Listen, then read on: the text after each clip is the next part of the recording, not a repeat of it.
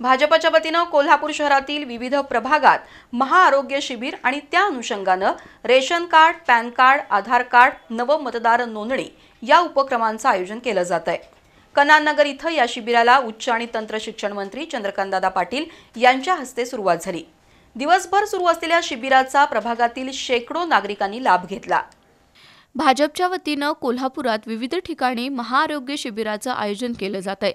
या अंतर्गत आज कनानगर इथल्या अर्बन बँकेशेजारी महाआरोग्य शिबिर घेण्यात आलं। उच्च आणि तंत्र शिक्षण मंत्री चंद्रकांतदादा पाटील, भाजपा राज्य कार्यकारिणीचे महेश जाधव, महानगर अध्यक्ष विजय जाधव, माजी नगरसेवक दिलीप पवार, महिला बालकल्याण समितीच्या माजी अध्यक्षा सरस्वती पवार यांच्या हस्ते शिबिराचं उद्घाटन झालं। या शिबिरात 500 पेक्षा अधिक लाभार्थ्यांची नोंदणी झाली।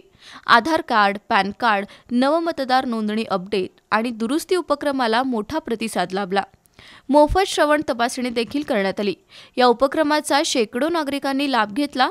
यावेळी अतुल चव्हाण, अमजद पठाण, परशुराम हेगडे, लियाकत नालबंद, मारुती कांबळे, अतुल पवार, सागर पवार, ॲडव्होकेट विश्वंभर भोपळे यांच्यासह कार्यकर्ते उपस्थित होते।